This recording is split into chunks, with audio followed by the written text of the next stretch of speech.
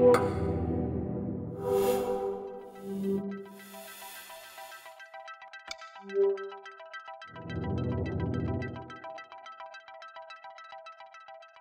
good morning, everybody. Let me first let me introduce my team here for this project. So this is a joint project with Rona Costi, my PhD student at UOC, and also with José Manuel Álvarez and Adrià Racasens. And we are researchers in computer vision, so we are trying to make machines that see and machines that can understand the visual world. And in particular, in this project, we are working in estimating people feelings, people emotions, right? And we are trying to estimate people emotions in real environments like the one that you see in this image. So when we look at this image, we don't know what's in this woman's head. We don't know exactly what are her true feelings, but we can estimate some emotional states in this person. We can see how she's showing affection towards her dog, and she's lying in the floor. She seems relaxed. She's in a quiet atmosphere, probably in her apartment. So overall, it seems that she's showing a positive emotion. So recognizing how others feel. We are extremely skilled in recognizing people's emotions, and this capacity is very useful for us. It's very useful in our everyday life. In particular, it's very useful in social interactions, because we make guesses on how others feel in order to address to them properly. And it's also useful for detecting people's needs or for predicting people's reactions. So since this capacity is that useful in interactions, one may think that this capacity should be useful also for machines that need to interact with people, right? So this is the reason why emotion estimation is actually an active area of research. And in computer vision, in particular, most of this research is focused on analyzing faces. And this is because we communicate a lot with our faces. And there are already technologies that analyzing faces can recognize some basic emotions. These are existing technologies. And it's true that we communicate a lot with our faces. But in the real world, in a real environment, sometimes it's difficult to read a face. So let me show you now this example. So here you have a face as well. And I'm sure that you agree with me that this face is not showing a clear emotion. It's not showing a clear facial expression. So it's hard to make guesses on what this person is probably feeling. So, well, since we analyze visual information, let's try to see a wider view of the situation of this person.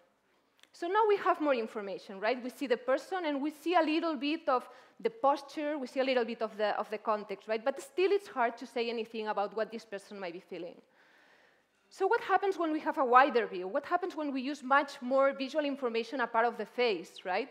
Suddenly, we see the whole body posture, we see the actions, we see objects, we see how people interact with these objects, we see the whole situation, right?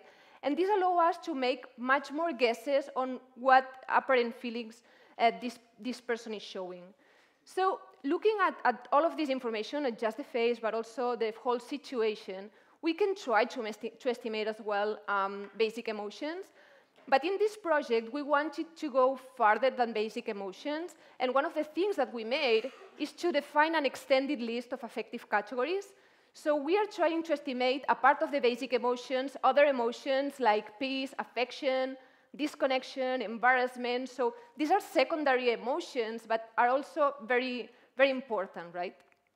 So using this extended vocabulary, suddenly we can describe emotional states of this person as anticipation, like the state of looking forward, trying to adapt the trajectory to the road, or excitement, because this person seems to be stimulated or energetic because of the activity he's performing, and also engagement, right? He's paying attention to what he's doing, right? So what we are trying to do in this project is to make an automatic system that, looking at a person and not just at the face, but also at the whole situation, can make this kind of guesses about what this person is feeling. And for that, we need to go from pictures to emotions, right? And what we are going to do, we are going to use a computational model, and in particular, we are going to use deep learning. So for those that, this is a graphical representation of our architecture of deep learning model for this project. And for those that are not familiar with deep learning, you need to think of this model like a mathematical function with a lot of parameters. And actually, these models are huge. They have millions of parameters. And for learning, you need to learn or fix these parameters in order to do this task.